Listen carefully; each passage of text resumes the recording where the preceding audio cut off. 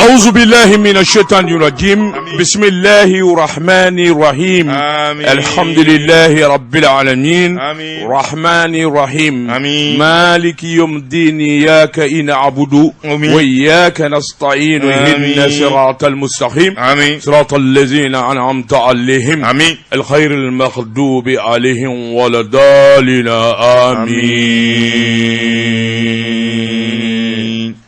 Joasi Sedou ne biye jumaye biye lahoroma donye alabatu ane alanyini Joasi Sedi kada abike nyedo bele jelena Allahu Taala yanda ode kama ane alanyini ka kotoi Joasi Sedou alako kwa ye nyeda min kanu kosode Muhammadu Rasulullah sallallahu alaihi wasallam Al-Qur'an jigina cheminga arabuke minga na dalembe nyini nga Madina arabuke min na yuli ka joke ka magan dale ka badri keleke minye o arabuke yi ala kwa ye nyeda kanu koso isali wo sali ikasoli kaka kira Muhammadu ya Rasulullah ni yake shin kele abetan baraji dima ni yake shin ta bi keme baraji dima nga atise me wurala ala rabbi sali wal ma labishun o daluti mashi bulu mashi se ka fi ala be ni jogoina ma to fi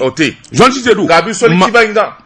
nga sakalo dan ala yara kote ale na kam meleko be soli ke kira ya Rasulullah Allah mami nya alay anyena kon so galodo nya dara mami kan ko so Muhammadu Rasulullah harama dedo buna na dedo ina ko ne efugo ayeba minu nya ya nyena o tota du kulo sabe kon so du ka do mundora nye seben wuro seben minu ngera ka do ni dana dale do aka kon so du ka do ama nwa kilo do ala maydre ama yina Allah Taala fe kele masa mi nya da ka Allah rada ama yina Allah fe kele alami na le de lahara da ka gyeda ama nyina ala fe kele ala mi nye cheni muso da ka buna ala deda mi mbi fofo disi ka mi pa ala kele mi nyoda o ala de bia ala mi nye francida ka irusida ka angleterre da ka alemada ka nyinyi nga america da ka unga jamana da jahadi ma minu vona be munu salo la nga jamana kono shetane ma minu be ala yolu da ka an vona da no ala kele be o ala manyine ala unaga shidere amba nyine wo ala fe fonna sorola an donyo de bintara ka kaunga fonna soro gabo tigelete ni ala togoy ka foko islameya do ka soro islameya te no ye tien ala o se jele o bolo jele ya rabbi mawoma ye balawuta kaunga jamana sekra ala ki halaki ami fatiha ami ala ki takien ami ala ki kamana gwa ami gele mi ma unga jamana dala ani farafin jamana to minu be jahadi mau ma minu ngono shu koledo u kono na filedo ma yu takin ala ku takin ka ala bo ami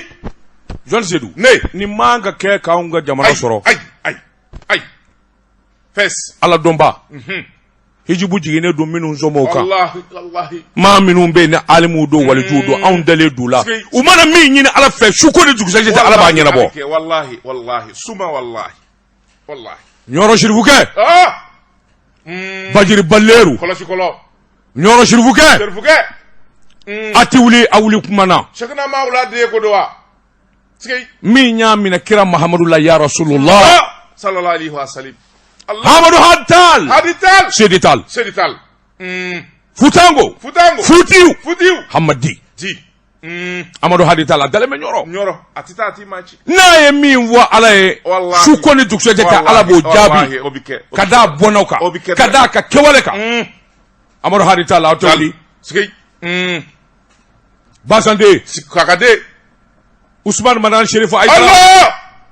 mi mbora tamani bani iye dalu be gira hadama de la ka fo ina alakadi wallahi o gira law o gira ito kelindere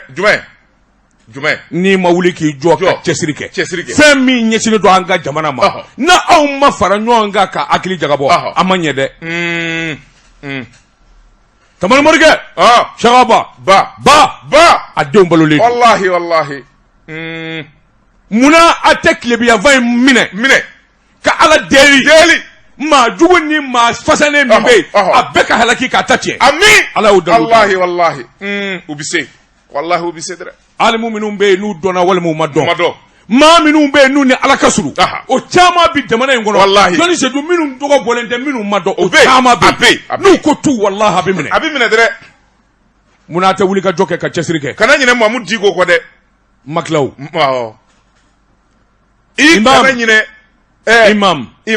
imam Muhammad Diko iya dalu jira Mali dona o jira la wallahi idimina domi iya tabale goshi ma million ngele nyonzo di la o kera sari 26 mars la Muhammad Diko no ko muna ite wuli ka job bolo da bi fami ngele me ka jamana soro gela mi jamana ka muna ite wuli ki chasiri abiba kile wallahi abiba nin doni ka ba minnu be nyemmi vo ma mi vo ni nunu zona ka ala wele ni nunu zona ka faranyanga ku kona jeya wallahi juna sedu mugu tetti ki setati ala bu halaki wallahi sigatala joni sedu ne anga sura singanaw doni marfatigu kala tigi mugu tigu minnu be ko kolo kono ma yu kishi ala ku kishi ami ala ka hijabu du uni bamanji ni majugu ni ami uka demayaw jodi sedu uka kole anga hakili to wallahi Allah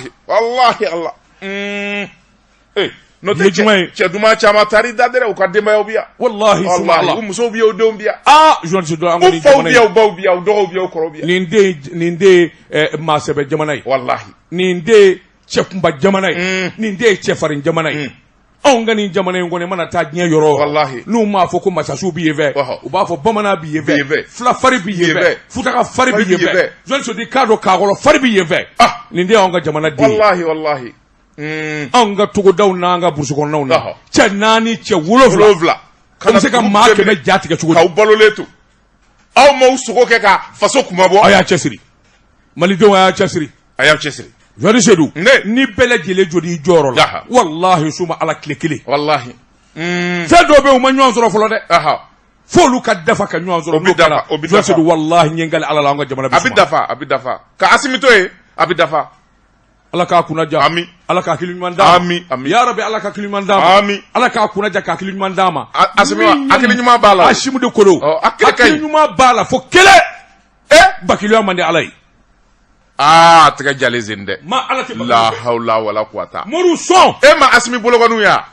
commando dolita bologoni nunu na parce que olu digele do kese chini bolokuru la donc nay ko atega jale do ima foi ko ni vo commando bolo de do ja ere shoko na atega jale do karak asimi bolo la hawla wala wa o ye gondege ama tega de bolo folo di kamini ngulu la hawla wala quwata wa o tega sugu ye gondege de na tega de nyaka do jeli bi kilo la attention il s'agit du président la hawla wala quwwata illa billah attention je sais d'où le progrès tu à l'écoute mais tu sais que moi je ne suis qu'un griot il le sait moi propos délictuel faut faire attention propos délictuel okoro voilà ita magara yera la asimu ko ita atege kam ma sirme atege kam ma propos délictuel ni to ga juguye de Jean Zoda anga je ka ngani yake kilinye anga ngani yaw siri ka anga ngani yake kilinye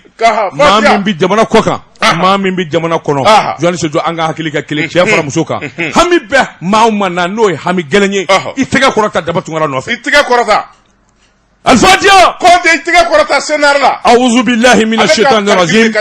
اللهم صل على سيدنا محمد عبده ورسوله الله لا شريك له الله لا شريك له لا إله إلا الله وأشهد أن محمد رسول الله اللهم صل على سيدنا asimi ko atega korata le do atega asim tega ko jono fesa o ye message de cima baba de message ko manam baba kum ko asimi tega korata le do colonel baba si ma ya mina ka dama ala ka hakili ta nyuru la sa bismillahir rahmanir rahim allah la sharika subhanallah alhamdulillah la ilaha illa huwa la sharika la alhamdulillahi rabbil alamin tige opma ka dabla akadabla Belgique nata de wale olu bina ni wari zoro oro be olu sina ka wuli ka do boloda i ka don awashara bulumba min be sugu ko kuna nu ka ma chambre de commerce international na bi Paris olu taru tada o kiri bloka olu ye kiri ke ka Mali jalaki na sugu bloti bo nunu nye wuli ka do ni kesiri minge anu ye makama minge se fo wari milliard nani o de be sara abo duma gwanza jɔnni sedu nin kuma in fɔ i k'a dɔn u ye ko in bɛrɛ bɛɛ k'a datugu bukɛ a ko fo ka taa se avril tile 2 ma san 2014 i b'a ye k'a fɔ o y'a sɔrɔ bolonabila sɛbɛn yɛrɛ kun kɛra koyi ministre de la défense ancien combattant Bubey Mayiga ani cakɛda in ni ɲɔgɔn cɛ a ko wulikajɔ bolo kan jateminɛ jɔnni sedu i k'a dɔn jaaja o fana kɔfɛ mun de kun bɛ nin ko in kɔnɔ min ye ayiwa mortusel i k'a dɔn o bi tali kɛ ka ɲɛsin i n'a fɔ hélicoptère 2 min ye awa MI 171 kura ani hélicoptère 3 wɛrɛ MI 35 o fana kun ye kura ye jɔnni sedu maa minnu bɛna a baara fana kɛ a bɛɛ kun ye nganamu damanda de ye minnu kan ka avion boli walima ka avion ninnu minɛ kɛ miliyari 64 e kelen taara o signé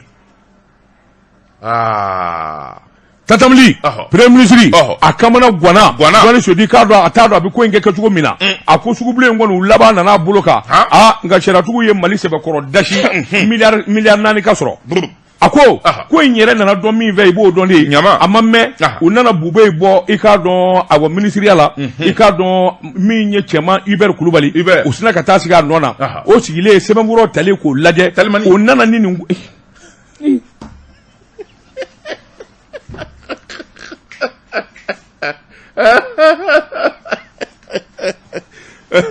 telimani cɛba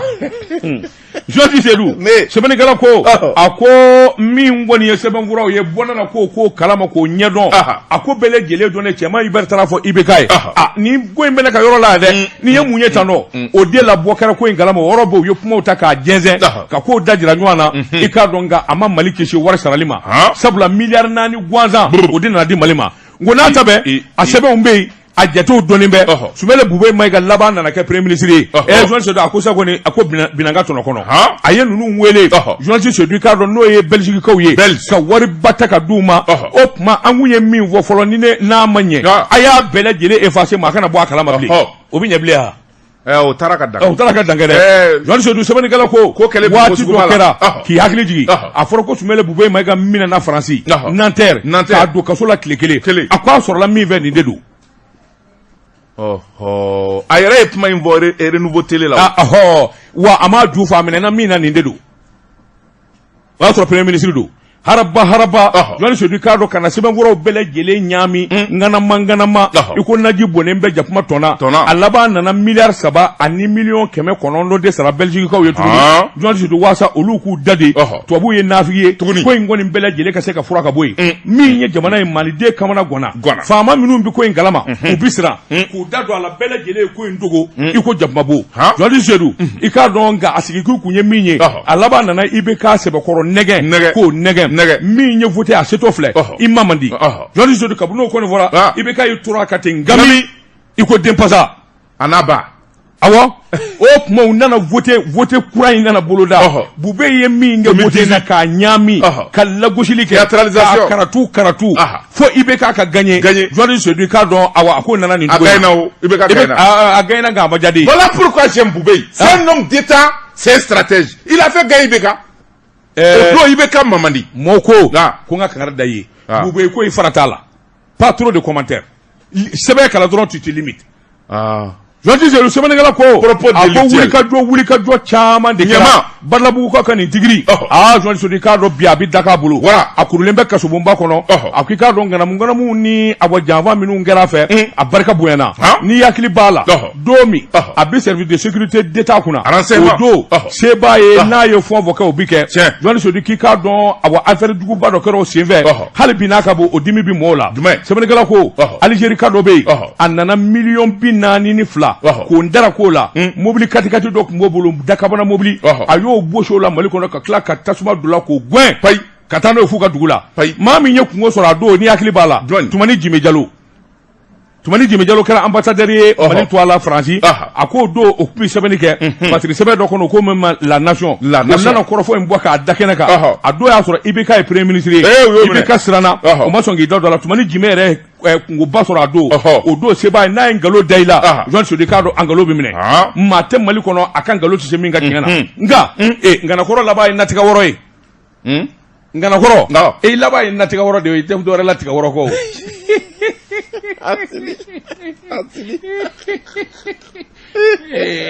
ni ngana korola ka koro ka dese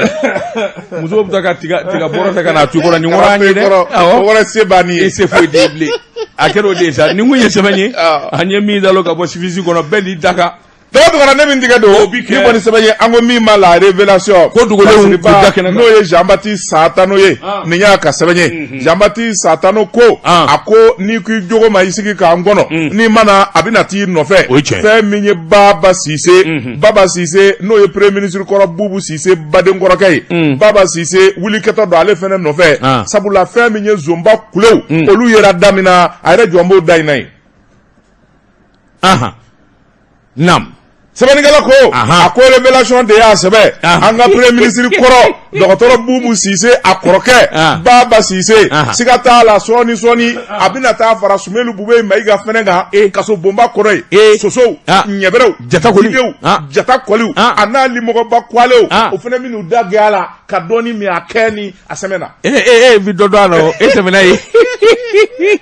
ajata de koliu daga fariwa isole kono la haula wala quwata udaga fari boko mai uyi susu abana we akiro edu mapasa o ti akriye ala kita do jira subhanallah ala ka qur'an do naje ti akriye ti va savoir je le suis pas toi tu me suis ebi mi voit mbo ndale do là o toi tu as tous les renseignements déjà mais non tu veux voir de près je vais pas voir non t'es ni commandant Adama Guindo bi ñoy c'est ça colonel Adama Guindo anene bi ñoy aka bi ñoy c'est ça aka dengu ni yoro la yaro ni dono bi ko ngolo de gona ubi ko ngolo gona sa kalakata subuhu nam tere jugo tamani pumai bobu bi ko ngolo gona sa awo ita mbotu ishi botu ko nyana chawo che donai ba lamu paquet de be bobulo ayi ko ngolo gona nam sabani gara ko akoni ya taka laje fe minye chakeda dobe ukomi ma SJ Mali Baba Cissé ale de kunyo nyamai sabani gara ko akoni ya taka laje chakeda ngoni nafolo mugu bade bi temeye ako fe minye jamana ere makobe wori mununa na ba nyini ko ngana nayi wori bi temeye yende fe sabani gara ko ako nafolo indemendo to ramonyo dode be mimbi tufala kabla jamana ere ga tuna obita trésor la sabani gara ko o nafolo yi chakeda mimbo nyanabo SJ Mali do akwame domina kobi fe minye anga jamana ministre min na be nafolo ko kuna alfuse ni sanu boboke pasa akele me ka wuli ka jot damine nafolo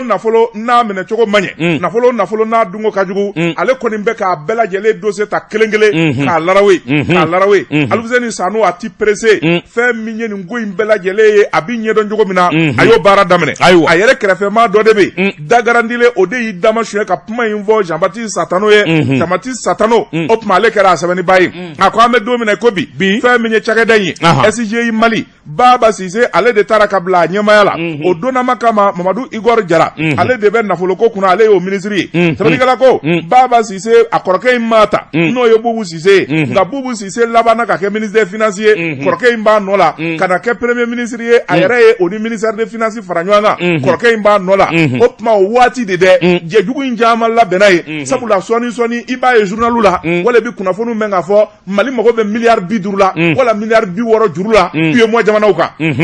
sabani gala ko o juru no la nyini bike ni wori soro la bangi u fe ani ye mo jamana sebatiku u fe wori torobonyo do de bala no e pourcentage ye sharia e min daga o wori o bidi ma do ma jamana ko ka nga do fene be wori na min bidi Mali yerema jamana ko no o dagoshi de kabo sabu milliard chama ba de do min bi bla Baba Cissé akana ka koro Boubou Cissé bade ngoro kay sabani gala ko ako wori bara chogo anna chogo akoni ya ta kala je wo bade be sabu la na folo chama badde de be min labora wala min dara Mali wande kono taku madala tafa madala sabani gala ko kata sa 1999 la kana bla bila ninjake da min na sigira Boubou Cissé na koroke klela na folo mimbe nu taro nyini kofe kana wala sa uka soro nu ka tnoga bunya kabi Mali kara Mali anyo na madeli kake sabani gala ko ako dorete je jugu de tigara jamana ngoga ka jamana jamba ka jamana pocho akwame domina kobi fe mi ngoni ye sharia tigu yo bina wele soni sabula dossier bela jele farala nywanga Boubou Cissé ana bade ngoroke nu ko ni dangani na zeni ina fota flani chetege sabula fe mi ye sharia tigu yo bela jele perenendo ni ngo inde kama sabula doni dossier ku ta kelengele aluzeni sanuna ka chedo sregeli kelaw expertu fe mi ye verificateur ye olu de bɛ baara la wa diɲɛ don o don u bɛ taa bɔ wo dɔ kalama min ye janfa ye n'o ka jugu ni kɔrɔlen ye sɛbɛnnikɛla ko siga foyi t'a la fɛn min ye nin kelen ye Buubu Sise n'a kɔrɔkɛ siga t'a la u bɛ taa kaso bonba la han naam a ko an bɛ don min na ko bi fɛn min ye wulikajɔ wɛrɛw olu kɛra a ko n'i y'a ta k'a lajɛ fɛn min ye Mali yɛrɛ k'a ta janvier kalo tile 14 na ka na bila octobre kalo tile 22 la fɛn min ye Buubu a ka fanga bi ban waati min na sɛbɛn wari miliyɔn 550 ani 59 o de ɲinina min n'a taara ka bila nin cakɛda in kɔnɔna na nin ko in sira fɛ sɛbɛnnikɛla ko san minnu tɛmɛna 2020 2019 ka na se 2018 ma a ko n'i y'a ta k'a lajɛ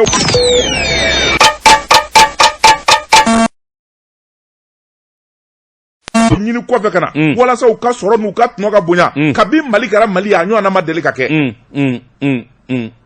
sɛbɛnnikɛla ko a ko dɔwɛrɛ tɛ jɛjugu de tigɛra jamana in kɔ kan ka jamana janfa ka jamana pɔcɔ a ko an bɛ don min na ko bi fɛn min kɔni ye sariyatigiw ye u bɛna wele sɔɔni sabula dossier bɛɛ lajɛlen farala ɲɔgɔn kan Buubu Sise a n'a baden kɔrɔkɛ n'u kɔni ye dankɛ ni nazeni i n'a fɔ ta fila ni cɛtigɛ sabula fɛn min ye sariyatigiw ye u bɛɛ lajɛlen pɛrɛnnen don nin ko in de kama sabula dɔɔni dossiers k'u ta kelen Aluseni Sanu n'a ka cɛdenw sɛgɛsɛgɛlikɛlaw experts fɛn min ye vérificateurs ye olu de bɛ baara la wa diɲɛ don o don u bɛ taa bɔ wo dɔ kalama min ye janfa ye n'o ka jugu ni kɔrɔlen ye sɛbɛnnikɛla ko siga foyi t'a la fɛn min ye nin kelen ye Buubu Sise n'a kɔrɔkɛ siga t'a la u bɛ taa kaso bonba la han naam a ko an bɛ don min na ko bi fɛn min ye wulikajɔ wɛrɛw olu kɛra a ko n'i y'a ta k'a lajɛ fɛn min ye Mali yɛrɛ k'a ta janvier kalo tile 14 na ka na bila octobre kalo tile 22 la fɛn min ye Buubu a ka fanga bi ban waati min na sɛbɛn wari miliyɔn 550 ani 59 o de ɲinina min n'a taara ka bila nin cakɛda in kɔnɔna na nin ko in sira fɛ sɛbɛnnikɛla ko san minnu tɛmɛna 2020 2019 ka na se 2018 ma a ko n'i y'a ta k'a lajɛ a kun dɛ sabula kuma minnu fɔra ko ka baara bila Jɔnni Sedu nin ko nin ka di n yɛrɛ ye n b'a fɛ ka jamana a kiritigɛlaw sɔsɔ n b'a fɛ ka kiritigɛlaw dama jira a ko i k'a dɔn o de nana sinɛ bɛfu ka ni a ka gɛrɛfu ye kabini n k'i ɲininka min ye UNTM ka wulikajɔ a n'o ye ɲinifɛn min kɛ sinɛ bɛfu ka ɲinifɛn bɛɛ lajɛlen b'a kɔnɔ sigikafɔw kɛra bɛnkanw kɛra Jɔnni Sedu ko n'a ta bɛɛ i k'a dɔn n'a ma dama jira diɲɛ na n'a ma jira k'a fɔ an bɛ se ko la i k'a dɔn sinɛ bɛfu ka gɛrɛfu in kɛra o ye min ye a ka BDM ye o y'a jira k'a fɔ ale nin dɛ min ye besigi ye o k'a t'a la Jɔnni Sedu sabula min ye gɛlɛya yɛrɛ tɔ ye min ni min b'a kɔnɔ muso min bɛ n'a minɛna suɲɛni na BDM na min ye Jɛnɛba Sali ye Jɔnni Sedu k'a dɔn a Buubu Sise n'a kɔrɔkɛ siga t'a la u bɛ taa kaso bonba la han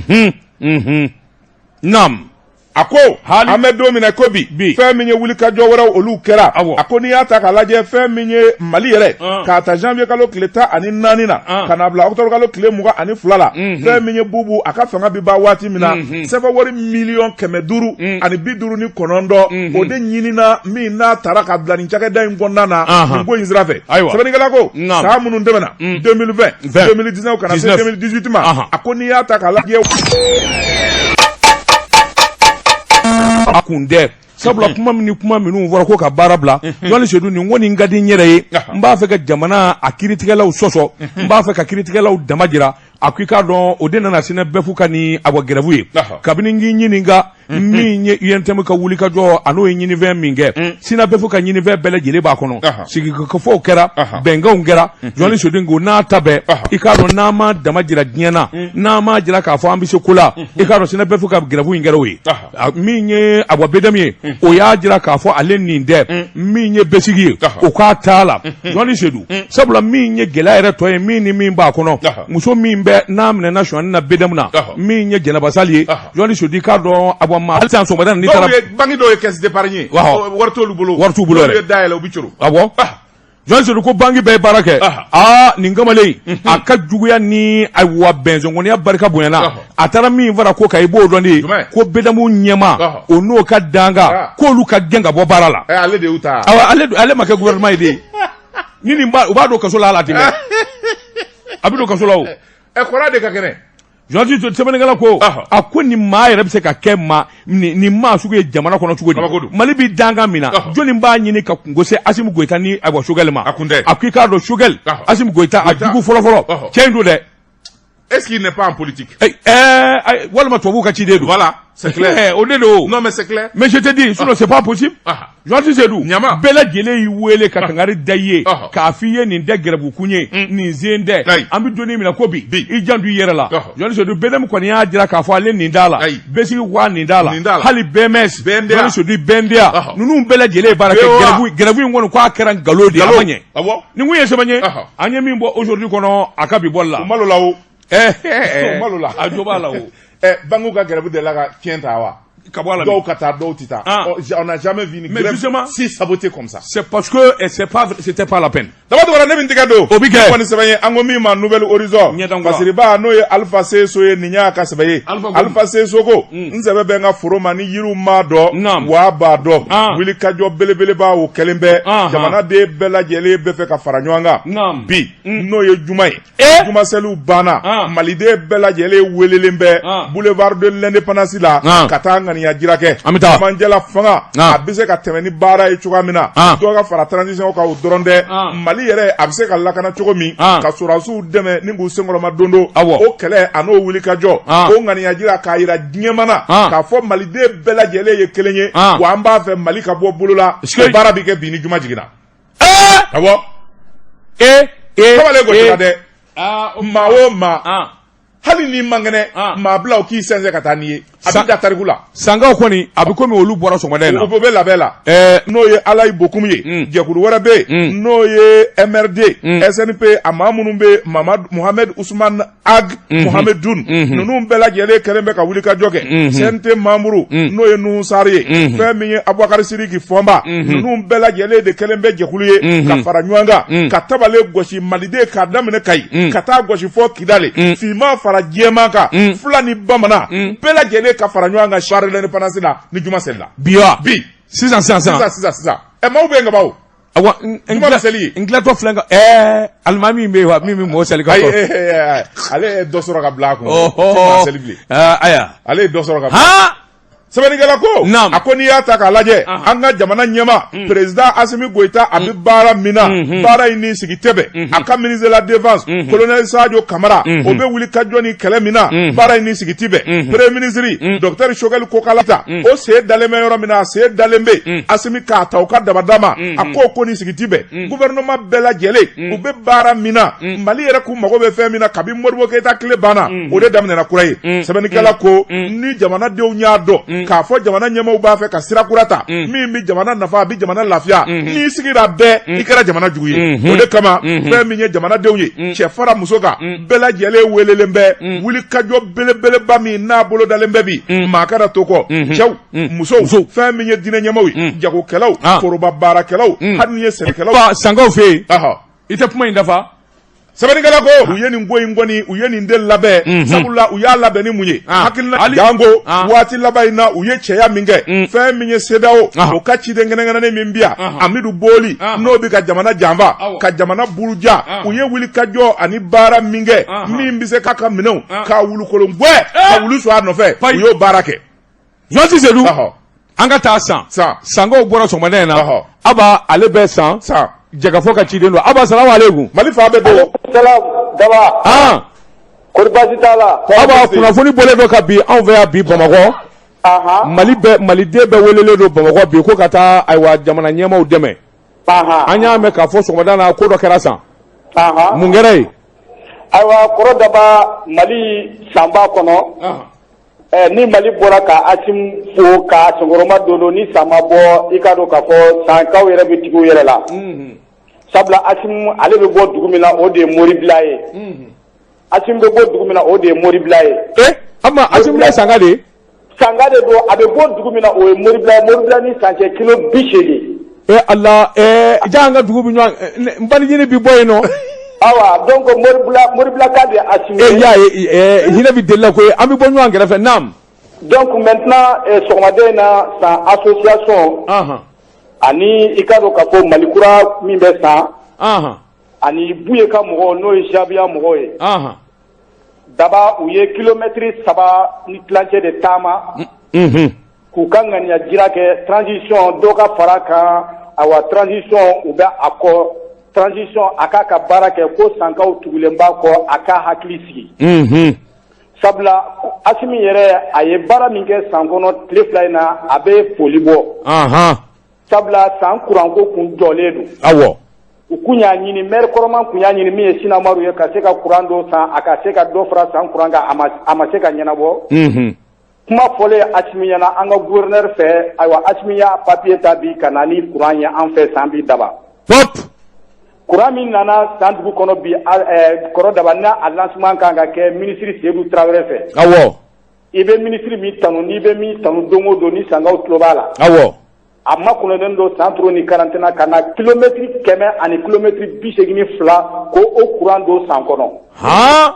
Kilomètre 100 ani kilomètre 82. Lamini Seydou. Kosɛbɛ.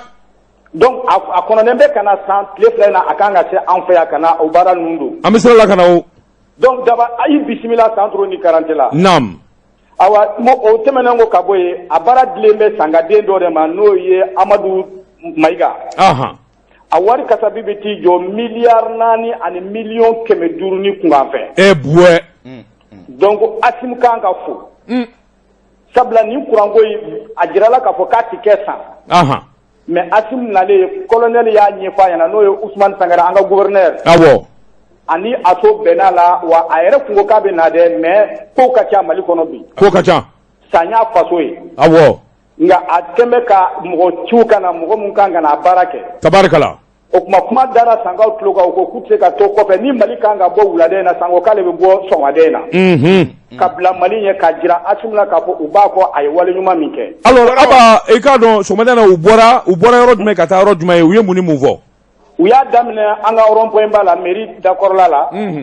Ka taa an ka gouverneur la. A bɛ kilomètre 3 ani tila bɔ. U taamatɔ dɔ ka fara transition kan. Awɔ.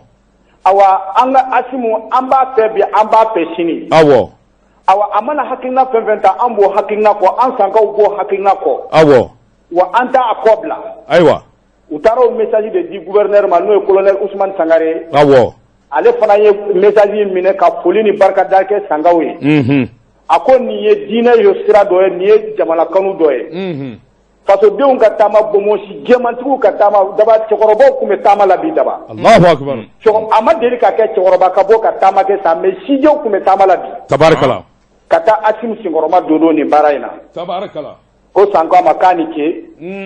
Donc an sigilen bɛ ka a yɛrɛ kɔnɔ don n'a nataw la daba o de kɛra Sankaw ka baara ye bi.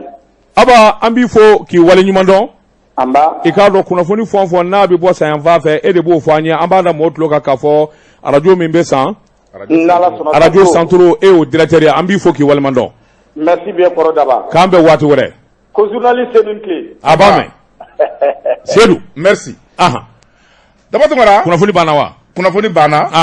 Aba ta yen k'a datugu fɛn min ye wulikajɔ ye a sabatilen bɛ maa o maa fɛnɛ bɛ yen n'o ye diinɛ ɲɛmaaw ye ɲɔrɔ serifukɛ o ta fɔra fɛn min ye jɛkulu wɛrɛw ye diinɛ sira kan nin bɛɛ lajɛlen labɛnnen bɛ alisilamɛ fara kerecɛn kan hali donsow laadatigiw bɛɛ lajɛlen kɛlen bɛ ka lajɛ ani wulikajɔ sabati min bɛ se k'a to ko in ka sabati. Asimi Goyita colonel Sadio Kamara Maliki Jaw Choguel Mayiga ka fara fɛn min ye Modibo Kone kan Ismaël Wage ninnu kɔni ye jamana in sama ka se yɔrɔ min na kabi Modibo Keyita tile banna a ɲɔgɔnna ma kɛ fɔlɔ. Kunnafoni filɛ nin ye an ye min zalo ka bɔ Nouvelle Horizon kɔnɔ a ka bi bɔli la. Jɔnji Seydou bi bɔ ni sɛbɛn ye sɛbɛn min n'u k'a ma la révélation ko dogolew k'u da kɛnɛ kan. O don nin y'a boli ko siɲɛ 560 ani 60 ye. Jɔnji Seydou i k'a dɔn ɲuman kɛli i k'a dɔn o de bɛ maanifin nafa. Sabu i mana ɲuman min kɛ i b'a sara sɔrɔ diɲɛ na i k'a dɔn lahara kɛnɛ kan i b'o fana sara sɔrɔ. Jɔnji Seydou i k'a dɔn ɲuman kɛli maa min bɛ n'o mago b'a la o de ɲɔgɔn tɛ. Jɛkulu min n'u k'a ma ko ADS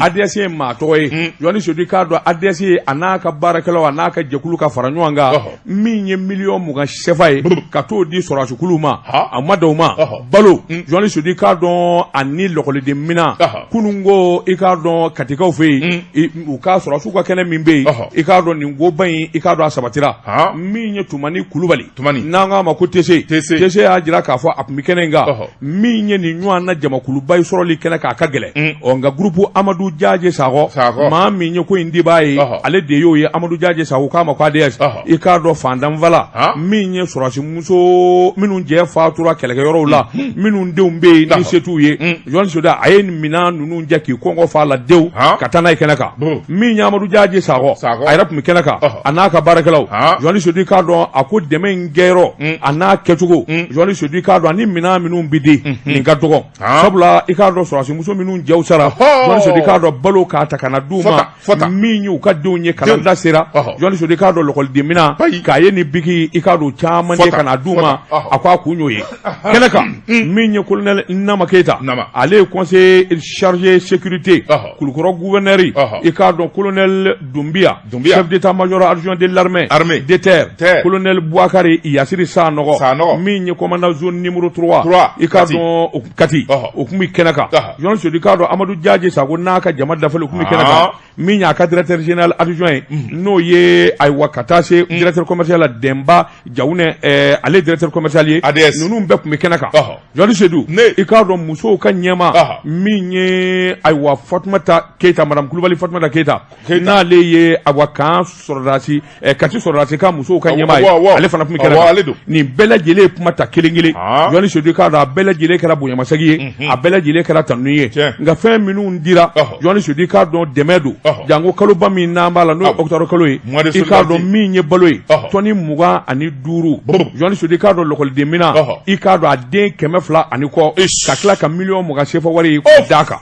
a ko min ye nin ko in kamalen nin t'a siɲɛ fɔlɔ koyi sabula min ye wulikajɔ ni cɛsiri Kulukɔrɔ fourage min n'a fɛ Kulukɔrɔkaw fɛ yen a ka ca den 60 ye Jɔn Soda wa nin y'a siɲɛ 5nan de a bɛ wulikajɔ boloda dɛmɛ k'a ta ka mɔɔw sɛgɛrɛ jamana nafolotigiw sebatigiw ni bɛɛ lajɛlen b'i bolo don i jufa kɔnɔ ka nin ɲɔgɔnna kɛ Jɔn Soda k'a dɔn a nafa ka bon kosɛbɛ min ye ADS ye Amadu Jaaje Sakɔ Jɔn Soda k'a dɔn ale ye jagokɛla min ye ale bi baara caman de kɛ jamana kɔfɛ ka wari ta ye ka na n'a ye jamana kɔnɔ Jɔn Soda a sigilen don Kulukɔrɔ ka den don a bolo bɛ caman na i n'a fɔ BTP immobilier Jɔn Soda k'a dɔn a minanba caman bɛ bɔ Afrique walima Europe walima Asie jamana na ale de b'o bɛɛ lajɛlen nɔnɔbila an ka jamana kɔnɔ an bɛ don min na ko bi furankɛnin don a ko nin dɛmɛ in kɛli Jɔn Soda k'a dɔn n'u ma dɔ fara a ka fɛn di bɔ a la nin kun ye sɛbɛn ye an ye min bɔ la révélation kɔnɔ ko dogolenw k'u da kɛnɛ kan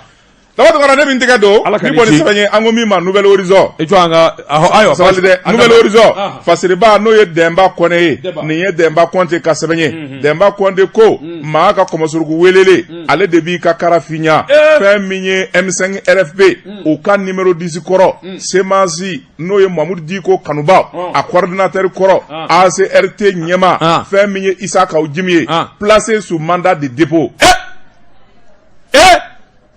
kaso bomba i tɛ ɲɔgɔn na a fɔ e ta sa kɛ ne ta banna la ne ko e ta ɲɔgɔn na ne ko tubabukan na mandat de dépôt ye kaso yɛrɛ de ye kaso bo la hawla a sera ye mandat foyi mani basike mandat d'arrêt mandat d'amener mandat de dépôt ni jimandi ni y'a mɛn mandat ɲuman kelen dɔrɔn ne bɛ mandat la o jumɛn ye n'a fɔra ko t'i ka mandat ta poste la o ka di o ye wari cilen i ma i ka kuma in ye tiɲɛ sabula ne ni coxeur bi ɲɔgɔn fɛ dugukolo feerelaw ni ne n'olu de tere n'i y'a mɛn mandat daminɛ o kɔrɔ ka taa n'i ye o man ɲi mandat daminɛ man ɲi mandat ye 4 ye kelen de ye ɲuman ye a la o de ka ɲi o ye ka taa wari ta ye ala ko n'a fɔra mandat bɔra Faransi ka na k'i ka t'o kunbɛn o ka di ala k'o de caman nka mandat daminɛ o ye mandat de dépôt ou bien mandat d'arrêt o man ɲi kuma min ye bi gendarmerie la ka en e ta kun ye mandat jumɛn ye an taar'i lajɛ o i bolo fa an bɛ gâteau na tewu mandat jumɛn e ta kun ye jumɛn ye moi je n'avais pas de mandat ayiwa naam heureusement nka n selen tribunal la Ousmane Fati mandat kun bɛ Ousmane Fati ka tabali kan awa Kaw Jimi dun ko k'a bɛ nɔnɔ min dɛ a bɛ nɔnɔ min nɔnɔ bɛ taa d'a ma kaso bonba la ye ayiwa bisimila naam sɛbɛnnikɛla ko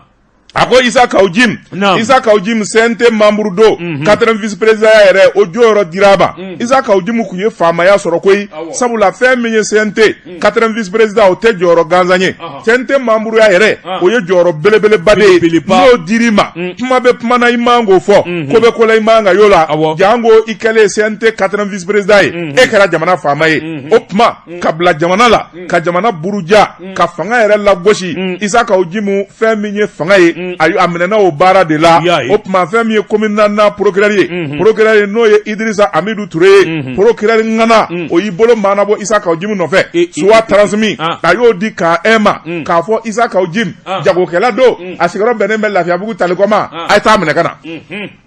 Isa Kaw Jim minɛlen u nana n'a ye K1 na fɛn min ye ɲininkali busamisɛn ye k'o gan la tile fɔlɔ u y'a ɲininka fitiri fo ka taa dapuma se a kɔnɔ k'a bɛ taa so u sina k'a fɔ k'i sigi yan k'an bɛ taa ka na ni K1 b'i datugu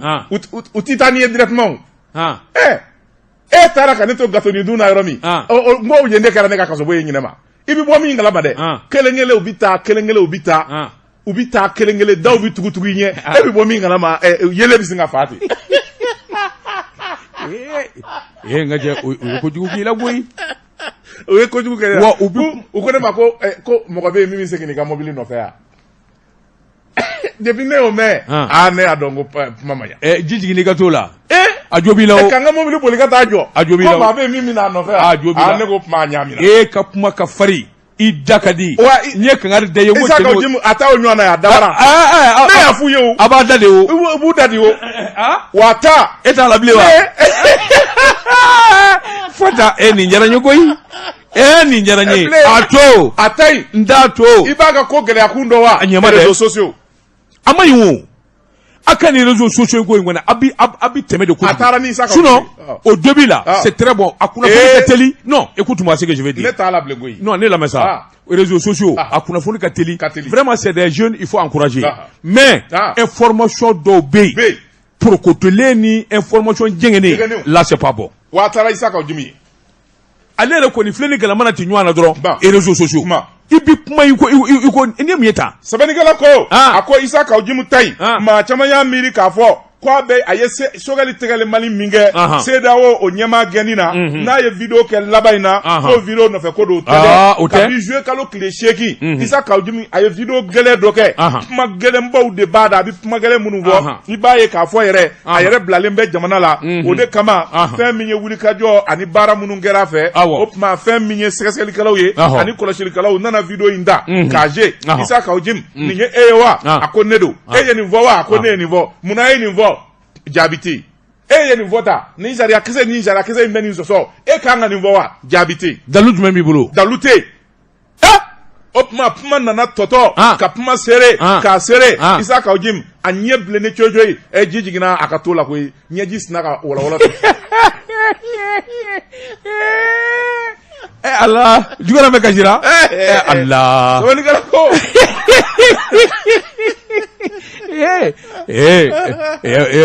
juge ninnu de tilaŋɛ maa ye koyi juge ɲarɔ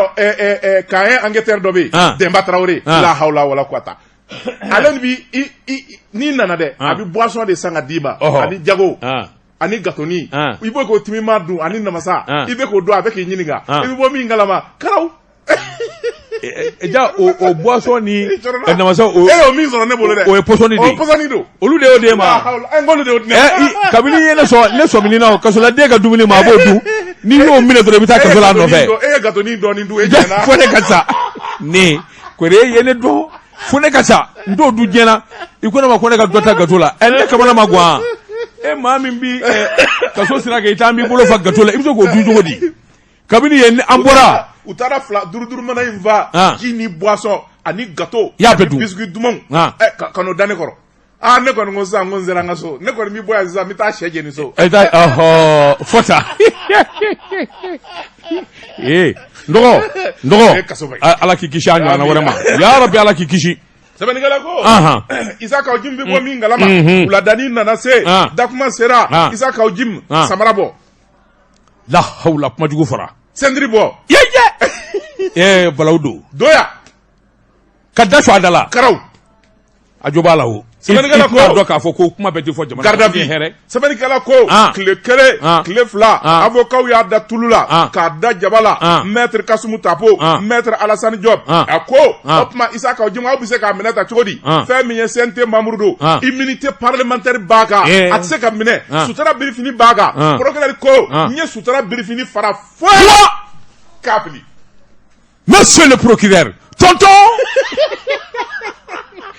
mon tonton Idrissa Amidou Touré Idrissa Amidou Touré jeune procureur ale ani Manja Kuyate Touré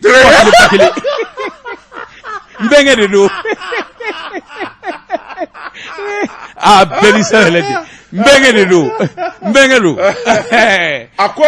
immunité parlementaire a farala pan ko sababu yake tuaukana ni ye sharia kese fo loi 161 article 10 o kota progrès yere ko loi 161 alinéa 1 o koni minena flagrant délit immunité tilaje noko dans tout ça moi je vais ça akalale doa donc Kawjim amakala I don't impro. Oh, en tout cas, toi, quand tu fais, I don't impro. Na il a fait franco-arabe. Ah oui, d'accord. Ah ouais. A coup d'état, a bagivere ni, wajuli que vous avez mené en tant que commerçant. Ah, mais non. Sharia ou B, à quoi Sharia Triou, ani fera ou puma chaman de fora, ma chaman nana kanida do pumaina, aye isa ka ojum mangutu, abeta, démocratie de do, liberté d'expression, fait minye progrès, à quoi bima isa ka ojum la liberté d'expression na, ale ma nomine, nga aye fait ne fo aka liberté d'expression na, mimi Sharia soso, la liberté a des limites d'Aérobila. Jean-Jacques Sedou, korofo ngunje. Mama ni si kuma do tokuna iki wulu kuma do sabani kala ko ka korofo kunje o kuma fe minye kunungoyi procureur nana labanza ka sabani ke ni ya me mandat de dépôt isa kaujim atari yere soro kaso boma premier cabinet na ani premier cabinet abika tewuli ani bube be nwanya o jago ya to ya ils sont dans la même chambre Allah habité wuli ka di bube mai John Sedou, ce qui me fait mal dans tout ça, John Sedou, car ni ikaram hakemina, kana jinga na uduguma. Moi, quand je me cache shogel ni shogel tegoluma kuma kalanda fo shogeli. C'est parce que un moment ils ont accepté de descendre dans sa case. Kata marcher ni fonke. C'est vrai? Non. Quand je me nounie ou bignouanye kundamanawa. Quand même les shogel c'est des grands hommes politiques maliens. Les Moudagatal, les Moribo Sidibé. C'est des grands hommes politiques. Est-ce que nous Kawjim, il doit boxer dans le même même pas. Sur le même ring? Pas du tout. Ou yes Soumelu Boubé Maïga Mingele 5 avril ka marché ka gwenga bwe opma le bita tewulibi ka di Soumelu Boubé Maïga ma la vie c'est comme ça hein. Wa chao chemi chugodo janva glalila. Wallahi des mbeni vie pour ma beau. Tu l'as dit. Non, il va soro yo. Olu de Boubé ni ibe ka kele. Ka dnie febe dawla. Abi chugo de bi. Wallahi. Amada faraka. Faraluka. Allah kan gishi. Amin. Tezara premier. Jean-Jacques Sedou. Ala ye mi den min da san dan bolo kama ati sabada sa konondo mbala chugo bedi. Kama tungara sani ngambolo dum balala dangoroba min do afora ne yo Sheikhul Lassana Kane ambi folni tamni dama aka mugadamu Bamako no ye safokaw ka Sedoubaye barabara Sedouba ka misiri ni Zavia jo taliko kulu safe 300 millions ka di Sheikhul Lassana Kane ma kele John Sedouba de Sedouba le même Sedouba Ibrahimege ne bora bora wa umbala tamanje kami afombranga ko ne bora nango umbala tamanje ko ne tanu do jurla ko ne bora mena demzo nyuma chama be goyi abana goyi diri be université la goyi ayi ne kay ko ne bora a dogomzo o de furule do an de dogomzo kuna ngo a dogoni fakili bakili o de ne jatike muso fena wala abur ko balka desem ngo ko ga jelika bora ko bora ne bora e be donduguni aya obi nye Maria be dili be dunga de benena koy medo abana o mi manja ba do ibolo do Kaba to karane min dega do weekend ko ni sebeye ango mi ma les échos wele parce que ba no ye la rédaction ye ni nyu ka sebeye uye mouvo ako ma bi se bara mina ni blara la iti kamana gwa bil hak INPS apma chalimbe sabula INPS ma munumbe no luba nyedo opma femi wele o blaro luma jamana kundigi no ye président Assimi Goïta ye aye nyema kura bla INPS kuna conseil des ministres yere de ajala tige nga kanyama ka bara dafa o ti sabati fo kerefe meru sabula femi yiri kerefe jowe o de bi yiri masaya ma minda kake INPS anyama danga ye Ismaila Jabate sambi sabani saba ayo de ke chake daina obalo Sabanikala ko hali Ismaila Jabate kaba be INPS la aye baara in daminɛ de kabi manœuvre do a sigilen be fɛn min ye sɛbɛnni ye a b'o de kɛ liste de présidence a tun b'o de sɛbɛn i mana na sɔgɔma a bɛ cahier d'i ma i b'i tɔgɔ sɛbɛn wula fɛ i taatɔ i b'i tɔgɔ sɛbɛn aujourd'hui il est directeur adjoint. Non, lui, il est passé par toutes les étapes. Toutes les étapes. Sabanikala ko ka kuma surunya k'a daminɛ fɛn min ye baara daminɛ la ka n'a bila bi la 2006 2011 fɛn min ye 2012 ye wulikajɔ minnu n'a y'o kɛ k'a b'a bɛ dugu ma yɔrɔ furan na ka n'a kɛ chef de centre ye commune 1 na ka laban ka n'a kɛ commune 6 ye Ismaila Jawara baara o baara n'a bɛ INPS kɔnɔ Jabate wa Jawara Jabate Ismaila Jabate baara o baara n'a bɛ INPS kɔnɔ a y'a bɛɛ lajɛlen de wulikajɔ kɛ kɛlɛ Sabanikala ko Ismaila Jabate a baarakɛlaw a n'a ka ɲɛmɔgɔw ka danaya d'a kan u y'a kɛ chef de centre ye commune 1 na o don directeur Ibrahima Numusa Diallo o de bɛ yen 2012 a ye wulikajɔ ni résultat min kɛ o don INPS commune 1 a tun bɛna datugu nka ale de y'a wulikajɔ kɛlɛw ka chiffre yɛlɛ ka se miliyari la aminɛ fɛn min ye mɔgɔw olu tun bɛ wari min sɔrɔ saa kɔnɔ 1,950,000 ani 56 dɔrɔn fɛn min ye 2013 ye a nana ka na baara daminɛ miliyari 2 ani 1,825,000. Comment il s'appelle? Ismaila Jabate. U tɛ taa ni nin ye douane na. Non. Il est ingénieur des affaires sociales. Ah oui, d'accord. Douane na comment? À la douane, il y a un DG. Lequel? Amadou Konaté. Et on nomme la d'autres mais le grand Amadou Konaté. Mais il vient de faire 50 milliards de résultats. En un mois. O ti cɛ en un mois i b'o bɔrɔ jumɛn? Namu gɛlɛya. Wari min maralen b'a bolo a nan'o fara recette. A mana ja a taa trésor kɔnɔ. Waati ka tɔgɔ sɔrɔ. A mana ja wari taara trésor la. Sabanikala ko Allah. Ismaila Jabate. Waati min a bɛ commune 4 na ɲɛmaaya la. Cakɛda ba minnu bɛ yen. U bɛɛ lajɛlen dara INPS la ka t'u ka maaw ka baara kɛ. Orange Mali, Canal Plus, Sayer, Sira Holding, CMS kan. Jɛkafɔ. Ambassade des États-Unis, Jekafo, Initiative Communication, Mancha Production, Didicom. Didicom m'a trahi.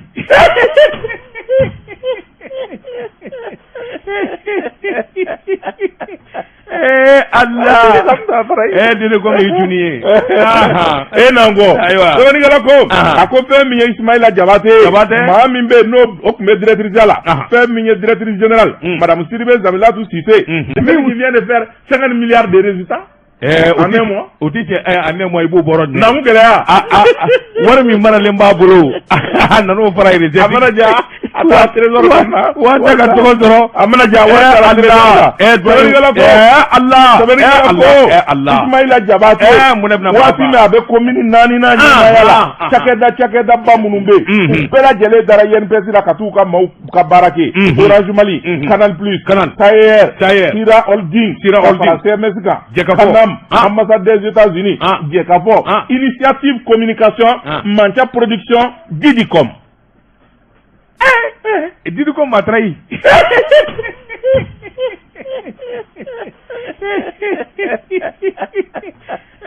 Allah. Didicom est junior. Nango. Sabanikala ko a ko fɛn min ye Ismaila Jabate maa min bɛ n'o o tun bɛ directrice la fɛn min ye directrice générale madame Sidibe Zamilatu Cissé y'a da tulu la k'a da jɛba la ka INPS ta kun fa kɔ ka yɔrɔ wɛrɛw lajɛ Ismaila Jabate. Il le mérite. L'homme à la place, Ismaila Jabate, ale de taara ka kɛ directeur général adjoint ye INPS la. Très bien. O tuma fɛn min ye wulikajɔ o de bɛ senna sa. Baara kura défi kura an bɛ dugawu k'a ye a n'a ka ɲɛma. Fɛn min ye baara min n'a kalifar'u la. INPS k'a ko k'a jɛ k'a fura k'a jɛ pat u bɛ se k'o kɛ. Ala k'o sabati u ye. Jɔnti Seydou n bɛ n bolo bugɔ ka don. N bɛ bɔ ni sɛbɛn ye sɛbɛn min n'u k'a ma le fin. Ko n'a kɔnɔ dɔnba. O don. Min ye AMN. Nin y'a ka fasiri ye. A ko di. Jɔnti Seydou. I k'a dɔn tiɲɛ ka fɔ jamanadenw ye. Baara kura ka kɛ. Yalima nkalon kura bɛna bɔ Sopafer Dawa. Ɲininkali gɛlɛn. Ɲama. Terrain sira n'o fɔra ka baara sɔrɔ terrain sira la. Jɔnti Seydou k'i k'a dɔn nkalon ni namara kɛra jamana ɲɛmaaw taali ye. Sabula i k'a dɔn kuma bɛ n ka ɲɛ sɔrɔ walima mɔgɔw ka danna. Fo n ka bulafu kɛ denmisɛnninw ɲuman na. Bulafuba min kɛra IBK tile la. Jɔnti Seydou k'a dɔn minisiri dɔ bɛ a taara i photo ta ni terrain kunkolo kuraw. maa min bɛ n'o o tun bɛ directrice la fɛn min ye directrice générale madame Sidibe Zamilatu Sise y'a da tulu la k'a da jɛba la ka INPS t'a kun f'a kɔ ka yɔrɔ wɛrɛw lajɛ Ismaïla Diabaté. Il le mérite. L'homme à la place, Ismaïla Diabaté, ale de taara ka kɛ directeur général adjoint ye INPS la. Très bien. O tuma fɛn min ye wulikajɔ o de bɛ senna sa. Baara kura défi kura an bɛ dugawu k'a ye a n'a ka ɲɛma fɛn min ye baara min n'a kalifar'u la INPS k'a ko k'a jɛ k'a fura k'a jɛ pas u bɛ se k'o kɛ. Ala k'o sabati ye. Jɔnti de dun bɛ n bolo bugɔ ka don. N bɛ bɔ ni sɛbɛn ye sɛbɛn min n'u k'a ma le fin. Ko n'a kɔrɔ dɔn ma. O don. Min ye AMN. Nin y'a ka fasiri ye. A ko di. Jɔnti de dun. I k'a dɔn tiɲɛ ka fɔ jamanadenw ye. Baara kura ka kɛ. Yalima nkalonnkura bɛna bɔ Sopafer Dawa. Ɲininkali gɛlɛn. Ɲama. Tɛrɛnsira n'o fɔra ka ban sɔrɔ tɛrɛnsira la.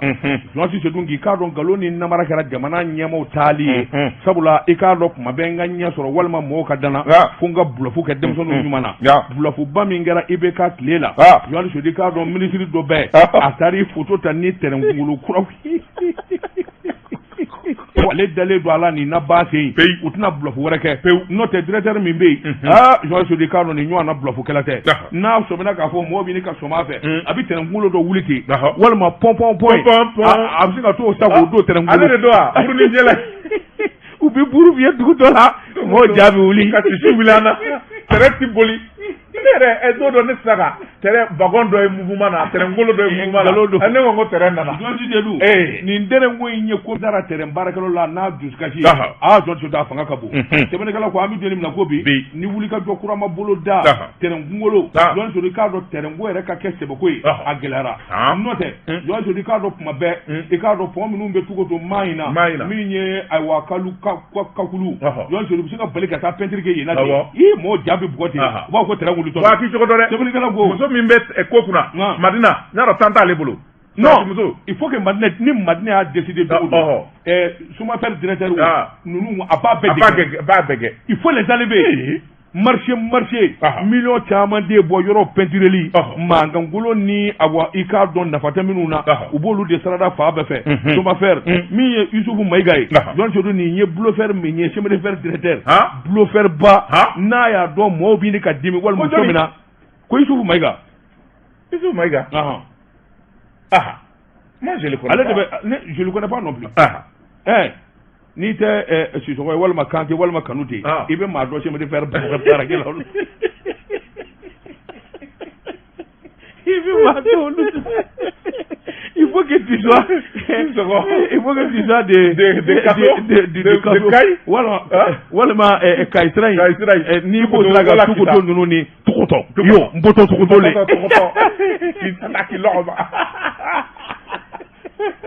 ni ti b'o sira kan i tɛ ninnu dɔn Jɔnti de an bɛ don min na ko bi ko gɛlɛyara fo k'a fɔ k'a to ten min ye jamana fanba ye tiɲɛ yɛrɛ la k'a daminɛ Kati fo Kayi Jɔnti de maa dama min bɛ balo tɛrɛnsira in na a fanga ka bon ka ca a wulikajɔ yɛrɛ jamana ma nafaba de ye ani jamana ka kunkɔrɔta nin kun ye sɛbɛn ye an ye min bɔ ayiwa Suisse kɔnɔ ko n'a kɔrɔ dɔnba bita ye ko an da bila association Mali ka bɔ nɔgɔ la association Mali ka bɔ nɔgɔ la i k'a dɔn sɔgɔmada in na a b'o la ka na ci telima jumɛn b'a bolo ka da malidenw tulo kan ci telima min b'an bolo an bɛ fɛ ka top étoile de kɛ an ye top étoile yɛrɛ an y'a ko bɛɛ ɲɛnabɔ ka ban nka an bɛ yɔrɔ min na difficulté b'an na parce que an bɛ fɛ ka dɔnba de kɛ top étoile don mɔgɔ minnu an ye mɔgɔ minnu tɔgɔ cité sisan an ye mɔgɔ minnu fɔ ka se ka dɔn k'u ye vraiment an bɛ yɔrɔ min na bi an kalelen don an jɔlen don sira la an kɔni mago bɛ an bɛ partenariat ɲinina ka mɔgɔw ka an dɛmɛ Ala kama kira kama ka se ka ni mɔgɔ ninnu dɛmɛ fɛn min don fɛn dogolen tɛ n'a bɛ kɛ don min bɛɛ b'a ye télé la bɛɛ bɛ bɔ a kalama na Ala ni kira sɔnna i k'a dɔn o ye kuma ɲuman ye a ka partenaire fɔlɔfɔlɔ kɛra ayiwa jakafɔ ye sabula ka kuma d'a ma an fana bɛ wele da kɛ maliden bɛɛ ma Mali kɔnɔ Mali kɔ kan maa o maa bɛ se ka aw dɛmɛ i k'a dɔn dɛmɛ a kɛra wari ye o a kɛra i k'a dɔn balo ye o a kɛra fɛn wɛrɛ ye o a b'a bɛɛ kɔnɔ nka ni maa min b'a fɛ ka dɛmɛ kɛ i b'a kɛ cogo jumɛn na an bɛ numéro bila numéro in ye 71 46 91 38 38 donc n'i bɛ dɛmɛ kɛ a kɛra wari o a kɛra fɛn fɛn a kɛra balo ye a kɛra fɛn fɛn n'i ye nin numéro in wele dɛmɛ bɛ se sabula a ka dɛmɛ talen bɛ ka ɲɛsin i k'a dɔn ayiwa fantanw dɛsɛbaatɔw maa minnu cɛ sara maa minnu bɔra kɔrɔ fɛ gɛlɛya la a ka dɛmɛ ta ka so ɲɛsolu ma ɲɛnajɛ bɛ kɛ don jumɛn ɲɛnajɛ kan ka kɛ dɔgɔkun wɛrɛ n'Ala ni kira sɔnna a bɛ kɛ commune 1 kɔnɔ yan n'Ala sɔnna. i k'i tɔgɔ? ne tɔgɔ Jebeli Dawu. Jebeli Dawu e de ye association ɲɛmaa ye? ne de y'a ɲɛmaa ye. a bɛ yɔrɔ jumɛn? an ka siège bɛ Korofina kɔnɔ yan. a ka siège bɛ Korofina? a bɛ Korofina. ni maa min nana jɛgɛfɔ la n'Ala parce que an bɛ fɛ ka dɔnba de kɛ Top Étoile don mɔgɔ minnu an ye mɔgɔ minnu tɔgɔ cité sisan an ye mɔgɔ minnu fɔ ka se ka dɔn k'u ye vraiment an bɛ yɔrɔ min na bi an talelen don an jɔlen don sira la an kɔni mago bɛ an bɛ partenariat ɲinina ka mɔgɔw ka an dɛmɛ Ala kama kira kama ka se ka ni mɔgɔ ninnu dɛmɛ fɛn min don fɛn dogolen tɛ n'a bɛ kɛ don min bɛɛ b'a ye télé la bɛɛ bɛ bɔ a kalama n'a Ala ni kira sɔnna i k'a dɔn o ye kuma ɲuman ye a ka partenaire fɔlɔfɔlɔ kɛra ayiwa jɛkafɔ ye sabula ka kuma d'a ma an fana bɛ wele da kɛ maliden bɛɛ ma Mali kɔnɔ Mali kɔ kan maa o maa bɛ se ka aw dɛmɛ i k'a dɔn dɛmɛ a kɛra wari ye o a kɛra i k'a dɔn balo ye o a kɛra fɛn wɛrɛ ye o a b'a bɛɛ kɔnɔ nka ni maa min b'a fɛ ka dɛmɛ kɛ i b'a kɛ cogo jumɛn na? an bɛ numéro bila numéro in ye 71 46 91 38 38 donc ni bɛ dɛmɛ kɛ a kɛra wari o a kɛra fɛn fɛn a kɛra balo ye a kɛra fɛn fɛn n'i ye nin numéro in wele dɛmɛ bɛ se sabula a ka dɛmɛ talen bɛ ka ɲɛsin i k'a dɔn ayiwa fantanw dɛsɛbaatɔw maa minnu cɛ sara maa minnu bɔra kɔrɔ fɛ gɛlɛya la a ka dɛmɛ talen ka so ɲɛsolu ma ɲɛnajɛ bɛ kɛ don jumɛn? ɲɛnajɛ kan ka kɛ dɔgɔkun wɛrɛ n'Ala ni kira sɔnna a bɛ kɛ commune 1 kɔnɔ yan